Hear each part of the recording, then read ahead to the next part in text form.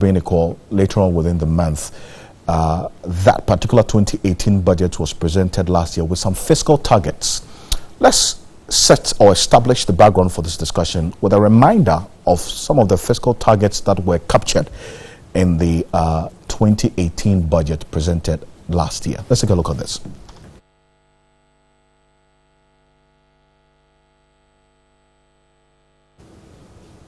So inflation rate as at May 2018 was 9.8%. The Bank of Ghana rate, that's the policy rate. That's at the time as of May 2018. The projection, what you see, the overall GDP growth rate of 6.8%, non-oil GDP growth rate of 5.4%, end period inflation rate of 8.9%.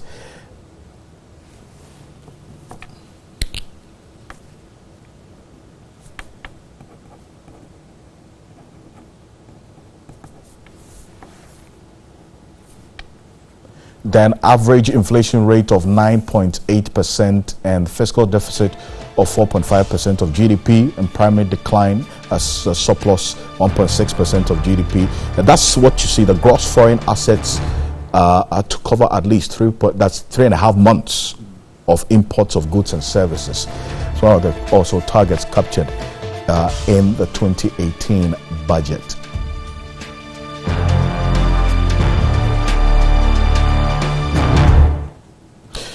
So what you see there, I'm going to ask you which of those targets you project would be reviewed in the budgets that is going to be presented later in the month, the media budget review. But what do you see? The average inflation, for example, 9.8 has already been achieved from what you see now. Yes, the inflation target is likely to be reviewed given the fact that the factors that cause inflation is usually out of our control. We've been talking about the production cost. Recently, when there was an announcement about the increase in petroleum prices, it affected transportation. Right. It has also affected inflation. So once government has decided to deregulate the downstream petroleum industry, and the fact that that's because the government is not willing to subsidize. So obviously, any change in the international price would have the effect on Ghanaians. So inflation is likely to be reviewed. Remember that it was around 9.6 before the increase in petroleum prices, and then it rose to 9.8%. So any further increment in the international prices of crude oil would usually, obviously increase inflation. The fiscal deficit is very likely to be achieved, not because we have raised enough revenue, but because government has decided not to spend so much. And if you take a typical example, the capital tax, the capital expenditure, the capital expenditure is having a reduction in terms of figures. And if you express it as a ratio of GDP, it is really going down. And so if you are not spending and then you're experiencing budget deficit, it's very likely, of course, you can just decide not to spend. If you're not spending, then you obviously hit your target. So the budget, the fiscal deficit is likely to be achieved. The oil GDP is good news. We've discovered some new fields, which when they come on board would increase our GDP. But of course, I've always placed emphasis on the non-oil GDP because that is where employment can be generated. You can measure real growth. Exactly. In there. Exactly. And we expect it to grow by 5.4%. I don't think we should expect any major change in the non-oil figure. Perhaps if there's going to be any change, it should be the oil GDP. When we have discovered more, fields. The exchange rate stability maybe is quite okay. But recently we had some news. I think the NPP and NDC, they were comparing whose regime, whose first term and all that. I don't think that the argument should be about whose regime had the worst, depreciation. I think that as Ghanaians, we should be thinking about how to, revamp our economy, because the fundamentals of our economy is what is causing this exchange rate to depreciate. You can talk about the long term and the short term, but the long term effect has always been the fact that Ghana is an import dependent economy, and so far as we depend on our imports and we are not able to add value to whatever we produce, we are not able to export more than we import, then you expect the exchange rate to depreciate. So I think NPP and NDC should spare us this debate and look at pragmatic measures that can shore up our city. That is what we are looking for.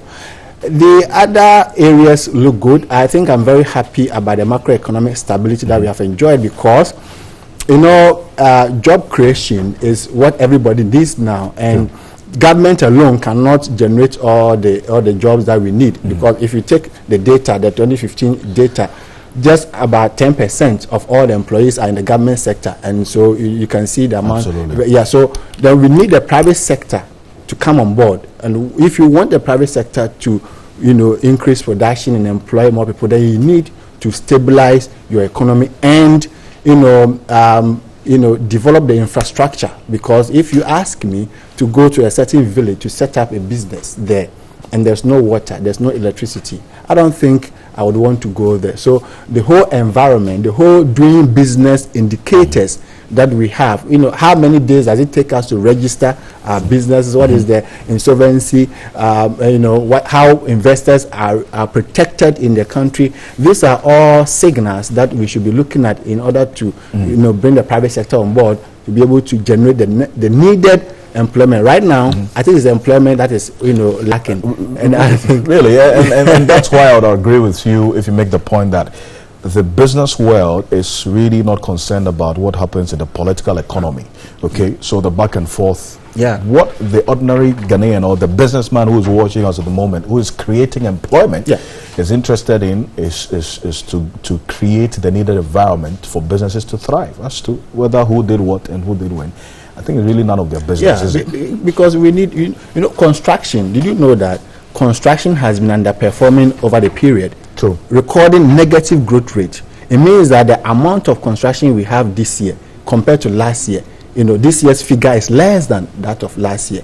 So, and we can see it clearly. I mean, your area, you can see the road are very bad. My area, the road is bad. They are not constructing our bridge. These are factors that influences business, production, yes, and cost of production. Yes. And some of these things, we push it away into the arena of development and less of business. But look, if I have a bad road, and my vehicles are going on that road, and I'm having to change spare parts every month, that adds up to my cost of production. Exactly. And eventually, as a businessman, I'm going to pass it on to the end user. That's the consumer. That's you and I. Yeah.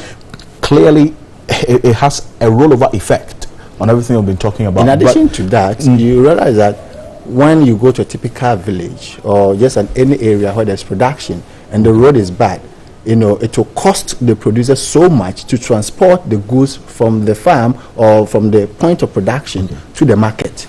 And these are going to add to the cost of production, increase prices, and then affect the welfare of consumers. Right. Now, let me do this quickly, because I'd like to get into the area of introduction of taxes, because the finance minister has given a very strong indication of either increasing existing ones or introducing new ones, as against what we witnessed previously with the abolition and reduction of about 14 taxes in that 2018-2017 budget. But Finance Minister Kenneth Oreta has given a very strong indication that there's a possible introduction of new taxes during the mid-year budget review. Now, the Finance Minister over the past months indicated the need to review these tax measures to make more responsive to current trends. I think we are about 8% behind, so we still got the month of June to be able to do that. But there's seasonality in these things, so 8% is nothing that you can claw back on. And then your issue was? We still have a problem with leakages in our revenue generation as a country. What are you going to do, or what measures do you intend to introduce to deal with this in the mid-year budget review?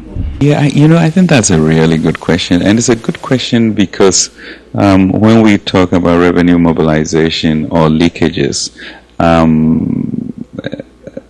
who is creating that problem?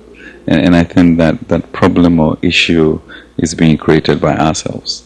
And so how do we as a people begin to acknowledge that and be personally responsible for protecting the public purse and say no more?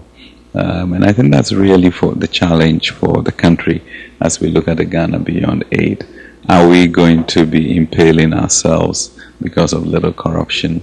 Or are we going to really acknowledge that given, even in these 18 months, what government has done, abolishing taxes, reducing electricity prices, bringing free SHS, some roads in place.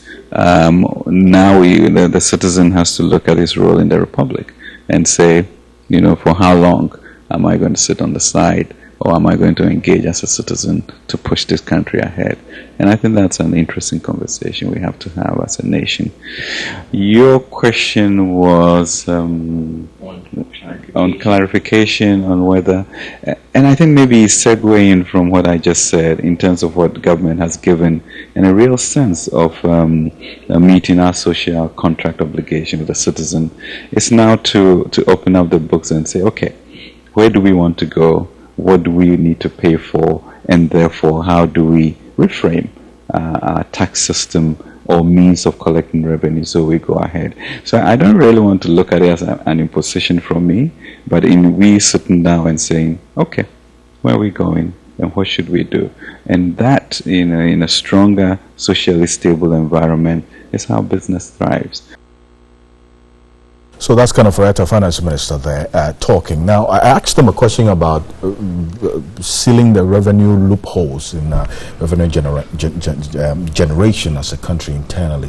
He talked about measures he's put in place. But I've been joined in studio by Winslow Sakifio. He's the head of capital markets at First Bank. Winslow, thank you so much for joining us this evening. It's great to have you. Now, let's look at the measures that have been put in place to deal with this revenue leakage. The finance minister acknowledges that it's a critical question to ask at this moment. Have there been enough measures to put in place to deal with this? Maybe let me introduce you with Winslow on this one. I think so far most of the measures have been worked. When you look at the revenues that have been reported, they are still well short of the target, and because the revenues are not coming in, government too is not spending on expenditure, as Sarkodie mentioned. So we have a dilemma here. If you decide to increase taxes, the populace will complain, but that is what we need before we can start spending on government projects. So it will be a bitter pill to swallow, but I think that is the most likely thing to happen. So I'm looking at it this way. Maybe it's a chicken and egg situation, as you always put it. I don't really know which one you can argue comes first. So are we going to be seeing further measures as you analyze those measures, which the finance minister admits that we need to do more to seal the leakages and revenue mobilization as a country? Why don't we institute more measures to deal with the loopholes, while we put in measures to rake in more revenue, introducing taxes, taxing, the already small margin that we have, and when the revenue is coming in, we're also losing it through other avenues. Would it make sense to seal the loopholes or introduce new taxes to rake in more revenue? I don't know if I'm making sense. I think both. It depends on the management style of this administration. We have a long-term measure which is about sealing the loopholes, and a short-term measure which is about introducing a new tax. This government abolished a number of taxes which they thought were, impeding production. Called nuisance taxes. Nuisance taxes, which I completely agree with them. Of course, they can introduce a new tax in an area where they think is very good, but effectively, we should be thinking of sealing the loopholes. And if you want to seal the loopholes, I have been told that about 80 million Ghanaians that are supposed to pay taxes from the ports and from every other aspect, only 4 million pay. So the remaining 4 million do not pay. And what do we do to them? Somebody goes to take the goods from the port, tells the officials that he's taking it to Burkina Faso. In fact, attributed to Tamale. 6 million potential individual taxpayers in Ghana, but 1.5 million out of 6 million actually pay. So there's 4.5 million are not paying. Yeah. So it is about a political will. It's about taking the bull by the horn. It's about taking pragmatic measures to prosecute. It's about strengthening the institutions that are supposed to collect revenue. The GRA, we can talk about the SEPs, we can talk about all the other agencies, their officials. We can give them some incentives It can even be a commission base. You collect this amount of revenue, you have this percentage. Let's motivate them with that. They also need resources, because one of the tenets of tax collection is about efficiency. If I spend 100 cedis to collect 80 cedis, then it's not worth it. So the efficiency, the resources, the logistics, cars, computers, whatever they need to collect the taxes must be provided to them. Because if we spend, say, 100 million to resource them and they're able to bring in 1 billion cedis, it is a lot of money. We will not even need to be talking about borrowing from the Eurobond market and all that if we are able to see the leakages. That is even those who are supposed to pay. We have been talking about the informal sector. About more than 80 million Ghanaians are in the informal sector, and none of them pays income tax. Well, that's why you can talk about measures now being put in place to identify them. Exactly. You can only quantify what you can measure. Exactly. Okay, so we have all of these. And that's a long-term measure. It will take some time. It's a long-term measure. We have talked about property tax. How many property don't we have at East Legon, airport residential area? If you are there and nobody comes to your house to collect it, do you expect them to get up and go to the offices and say, I have 1 billion worth of house, so this is my tax? I see. If you don't go to the GRA asking people that, look, whatever you owe, we've dashed it to you. You just come and declare. But still, what is the motivation? Do you expect somebody to walk to your office and go and pay? No. I think that I talked about the resourcing the revenue collecting agencies.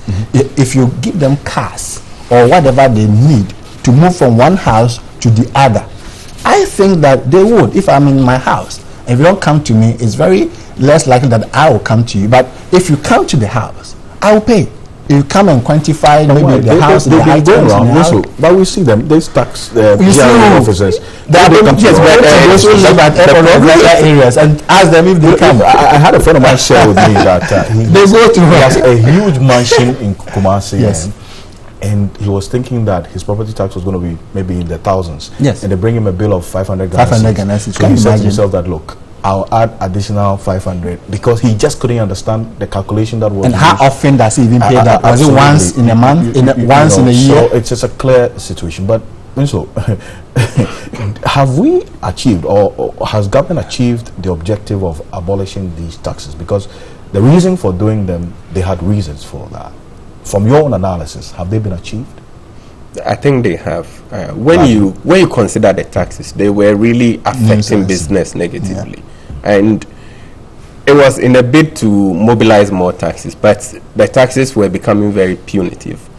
When you take the percentage of people not paying tax, if the government can get about half of them paying, there wouldn't be a need for new taxes coming in. But the way the Ghanaians are in, it is difficult to collect the taxes. What's the difficulty? You see, first, I've been having this conversation for a long time. Almost how long? Since I was in SHS or SSS, doing those days. Yeah. Over 15 to 20 years now. Yeah. And we're still having a conversation of how difficult it is. It's not rocket science. It is a will. It's not that difficult. It's a will. We have to look at resourcing GRA. Yeah. I mean, when you go to developed countries, the GRA, that's one of the most important sectors in the economy, because without the taxes you can't do anything. So we need to resource them first, and then we need the political will. Because immediately you start enforcing the tax rules, the populace will complain. Nobody wants to pay tax willingly, so you have to force them to pay. And that is what we are not currently doing. People pay bills using mobile money. Yes.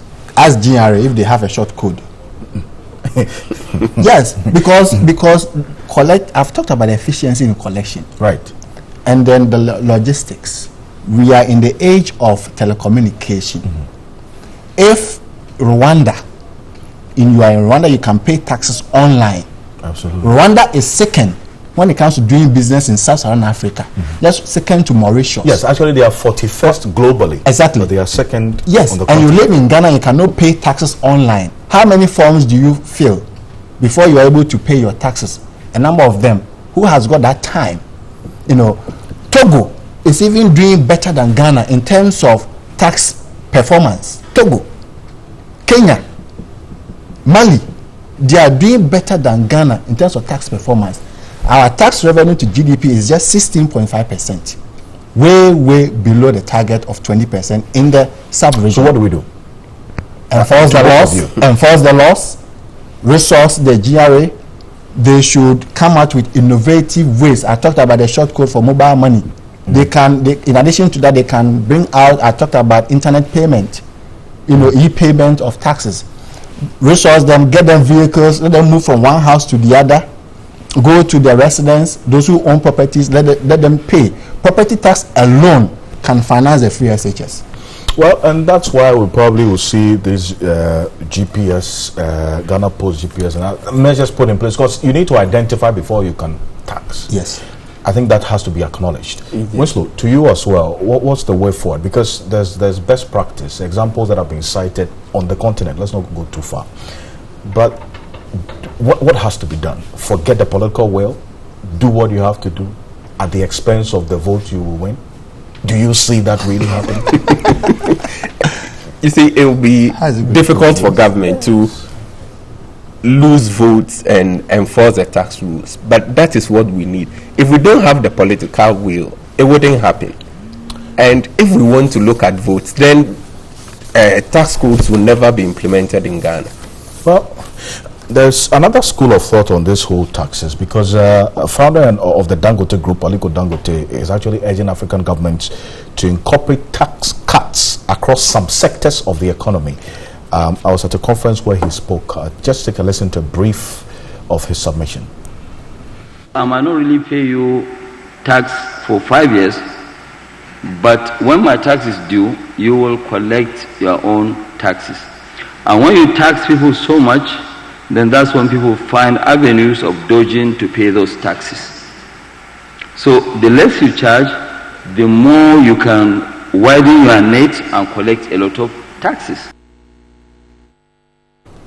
Is a position you agree with? Yes, I agree with him. Few sectors of this economy are overtaxed. You talk about the Laffer curve. The more you tax, your domestic revenue will increase up to a certain point and decline. Yeah. And that is why this administration abolished a number of taxes, and I agreed. You see, we should just widen the test so that everybody contributes something, even if it's 5 cedis. If you have 8 million people contributing 5 cedis, you get a lot of money.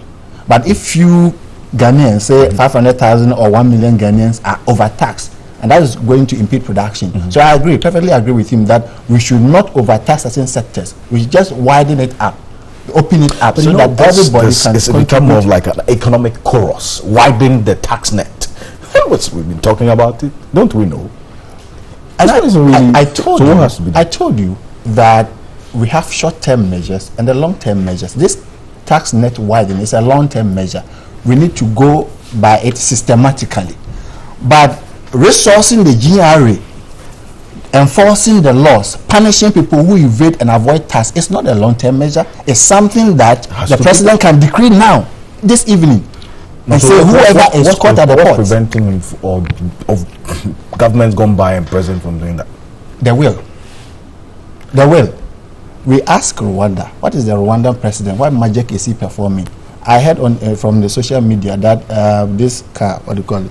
VW actually. Yeah, they're assembling that car in Rwanda. Yes, they're in Rwanda. We have Christopher Kojesafu here, Kantanka cars. We're not even minding him, So that conversation we'll have it later. So we need to get it straight. I think that Nanado cannot do it, His Excellency Nanado cannot do it alone. The supporting ministers, the sector ministers, in everybody. And I think that even the opposition parties, NDC, can come out and support the president in this area. When we get the revenues and we grow the economy, and then when we get to election time, then you can have your divided, policies, campaign promises. But right now, it is about Ghana. Right now, it's about the growth of the economy. We don't want to sit down. Let's look at this sector. Just give me a wrap of what the situation, the year-on-year growth, at least in the first quarter of 2018. Let's start off with agric, industry, services. These 3 areas for today. Yes, the sectorial performance is not encouraging so much. Agric 2.8%. Something is going on wrong there. Livestock is okay, but fishing I don't know what has happened to the fishing industry. You know, I think it's negative with the- 8% is so abysmal. Negative 8%. But also, you wanted to come in here. The issue is the fish stocks are going down, so the sector is being hit. And you know, as a result of a lot of factors, climate, yes, but there's pollution also of the water. overfishing too. You Yes. know, sea is not that regulated, so fishermen go in And fish oil production. Yes, The oil and are the oil producing- production too is affecting the fishes are now going. moving and the illegal away. forms of Yes. light fishing and all that. We don't really see that. We So should have that's thought of that discovery of the oil might lead to the decline in we oil did, production. But what measure did we put in place to cushion ourselves? If we don't take care, we may be importing fish from even Togo and other countries. It's something we already Yeah, do. we do. Construction. Okay. Construction in the industrial sector, the mining and of course we have oil, so mining will be doing well. But construction, very poor. You know, I think we should be doing more. The roads must be constructed so that movement could be easy. But finance and insurance, you are there. Finance and insurance, negative 7.9, almost negative 8%. That is very, disturbing because you need the finance, you need credit from finance and insurance. So if you are in an economy where the finance and insurance is recording negative growth rate, it means that the value this year is less than the value last year, and that is very bad. The non-performing loans. Yes, that is Yes. the heart of the financial sector not Yes. performing. You know, we had a bit of an issue with the economy, and then the non-performing loans shot up, and it took the banks a very long time to even stabilize the situation, because the non-performing loans were increasing to the point that, I mean, at a point we had some banks with around 50% non-performing loans, and that's about half of your loan book. And now it looks like it's cleared a bit, but it is still a problem area. So for me, the finance minister admits that the leakages in our revenue generation sometimes can be blamed on us as Ghanaians. Yeah. But then the way to deal with that is that as human beings, ordinarily you take advantage of weak systems. You institute punitive measures to deal with it. Exactly. What do you make of that? Finally, and then we'll go into the commodities. You see, punitive measures would work, but the backlash is what is not allowing the government to do it. We have a system where virtually everything is politicized. So you decide to enforce taxes, you have the opposition coming in, you have other stakeholders coming in. But as Sankondia said, if we can all agree that for taxes, let's not do politics with it. Right. If we have to enforce it, let's enforce, and then it will get everybody on board. Great stuff. Let's finalize this conversation with the commodities. Now, how's it looking? Gold, oil, cocoa. 3. Unfortunately, they are all going up. For cocoa, it's good for us. I mean, we expect the harvest in Ghana to improve. So if prices are going up, it's good.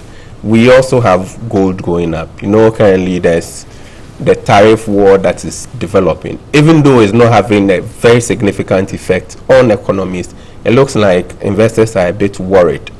Unfortunately, crude, the story is not too good. The prices have started shooting up again.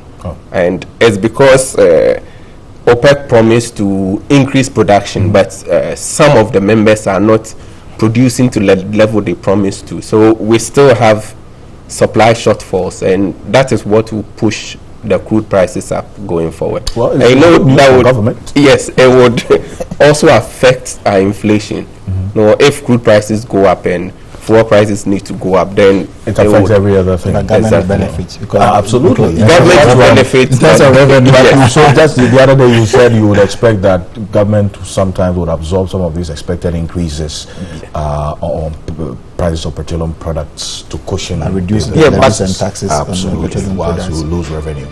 But government who doesn't want to reduce the taxes from the petrol price build-up. So Perhaps because they've already abolished a number of taxes, and they will need this one to cushion them. Gentlemen, I want to say thank you so much. This is just the first half of our discussion ahead of the mid-year budget review by the finance minister. So next week we continue with the next half of this. Thank you. Grateful. Edusa Kodie is a lecturer at the Economics Department of the University of Ghana, Legon. But here in his personal capacity as an economist, Winslow Sakifio is the head of capital markets at First Bank, also joining us as financial analyst as well. Gentlemen, thank you so much. I'll be back shortly after this quick break. You want to stay with us because the young lady from Volu is here to tell her story. 19 years of age, winning the first ever presidential pitch, actually having the president donate his salary to her. Be back shortly.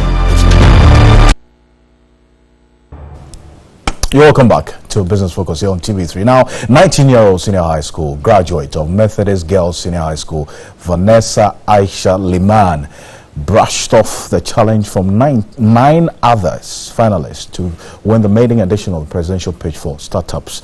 I just wanted to take a look at what happened on the final day and the pitch of the others whom she brushed off to win this prize.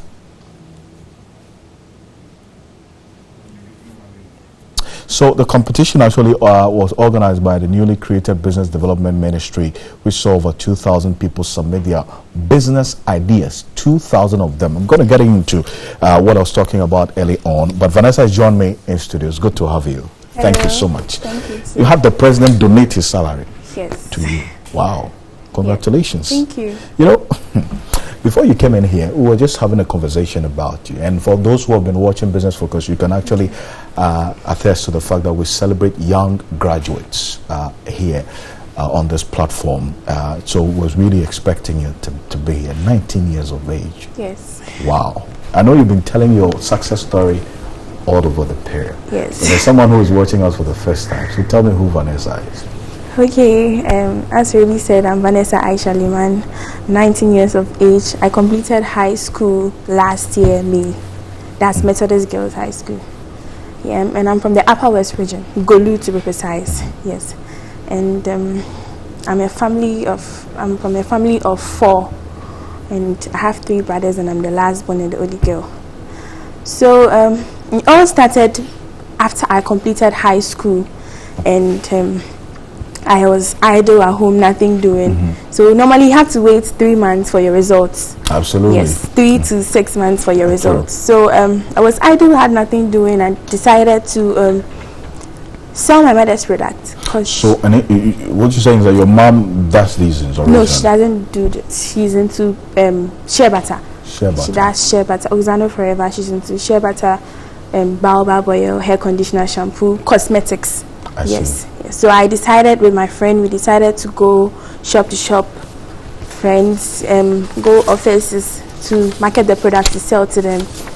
So through this, I discovered should I say talent of being a good marketer? Yes, I realized I was a good marketer. So we also used to partake in both trade fairs, local trade fairs organized by the Trade and Industries. Yes. So it was when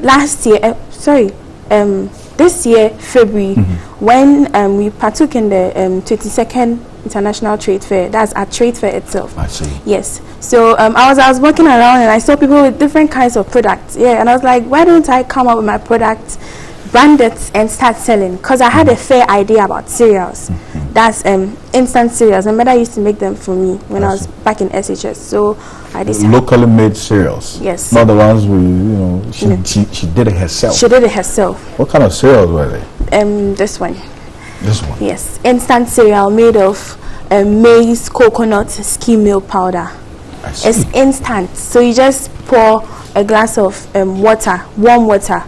It's a diaunyani associate. Yes. That's what they say. Yes, just pour warm water to it and you're good to go. But most of the cereals in Ghana produced in Ghana are not instant. Yeah, normally you have to prepare it for 5 minutes, 2 minutes, like Tom Brown. Yeah, sure. But my cereals are instant cereals. Instant. You can eat it raw. I see. Yes. So you just and it's nutritional. I see, because with all what is in there, no additives, nothing to it. You see, what's interesting is that this is in the Upper West region. Yes, Upper West. Yes. It's not a Greater Accra region where you have all the. Walk me through the process, how you do this, what we are saying now. Okay, it's baked. It's just baked. Yeah, that's what I can say. It's not, it doesn't go through the machine and stuff like that. It's just baked in an oven. That's all. That's how we get this. We grind the maize, then we add what we have to add to it. So this is indigenous. Yes, process of preparing all of this. I have the big size, but I forgot to bring it. Don't worry, we're okay with this. As viewers can see this very clearly. So this is instant cereal maize. Yes, maize and Neslac. It has to be some lac somewhere. Yes. What is this one? This is wheat crunch. Wheat crunch. Wheat crunch. Wheat. I see. Yes. Made of whole grain wheat, low cholesterol milk butter, honey and raisins. Yes. Interesting. And you put all of them together? Yes, I put all of them together. And this is all through traditional. This is you eat it like cornflakes. You see the way you eat cornflakes, you add milk to it. Yeah, that's how you take it. And this is a health product. Yes, because it has wheat. Wheat has fiber in it, and I use low cholesterol milk butter, which has no fat in it, and also honey and raisins. So the raisins serves as a sweetener, so you don't really need to add sugar to it. And there is honey in it as well. So you just fetch 8 tablespoons, then you add your glass of milk to it. When you take it, it makes you very satisfied. It makes you drink a lot of water too. So it can last you for, let me say, 6 hours without eating. It makes you very satisfied. This one will take your mind off hunger. Yes. I want us to go through the products, very quickly. How about that one? It's the same thing. It's the this same. Is the big size. This is the small size. So are these just the two that you do? Yes. For now. Yes, for now. But I have other products coming on board. But I want to focus on this first. Then later, in the near future, I introduce other ones. But I want to introduce millet, because wheat is not produced in Ghana. So I intend on substituting the wheat with millet to form another healthy cereal, breakfast cereal. Very interesting. So you see, this idea came from what you say. You just walking through the stands at the trade fair, and you started asking yourself questions as to why you can't do what you're saying. Yes. What are some of the challenges that you faced after you had this passion to do this, and now we're saying this? What did you go through? Most of the challenges was just finances. I didn't have, even though I started with just 500 cedis. 500 Ghana cedis. Yes, that was my first batch of production. It was just 500 cedis. And it's profitable because you make 3 times what you invest. True. That's like 1,500. But at a point I got stuck because I had the raw materials there. I had a bag of maize, bag of wheat, but I didn't have the money to finish it up into finished goods. That's putting it in containers and sealing, labeling. At that point I got very stuck with that. Wow. And so how did you overcome that challenge? Just for you? Well, I sold what I had and reinvested it in it. Yes. You didn't spend the money after you got it. No, I didn't. That's a tendency with all of you. You start something, you see some small profit, then you started. So you reinvested the money after selling the first. Because I wasn't doing it at a point. I just wanted to do it to get money for myself. But I realized that I wanted to go international. I wanted to be a big company on my own. So I thought about the future, not about today. So instead of me spending the money, I reinvested. 19-year-old dreaming about a global business right from Ghana. So it's already on the market, I guess? Yes, it's already on the market. And you can get it anywhere? Not anywhere. Yes. Specific places? Yes. Okay. But if you want my product, just send me a message on Facebook, Vanelim Enterprise, VANELIM Enterprise. Just send me a message. I have pictures of my product. Just tell me the one you want and we can deliver it to you. Do you have employees or people who work with you to do this? Okay, I only produce on a small scale. Okay. Yes, not big. I don't really have, but now that I have gotten the funding, I think I'll just go. I have a factory.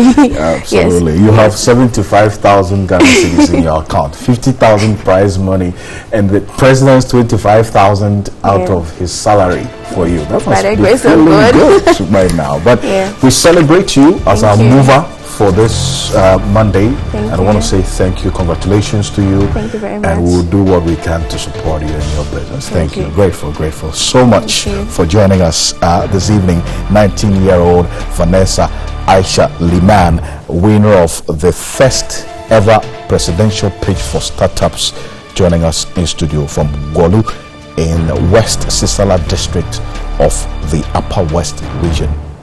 On behalf of the rest of the team, I want to say thank you for spending your Monday night with us here on Business Focus. We are getting into News 360. Thank you. My name is Alfred Kansi. Have a good evening.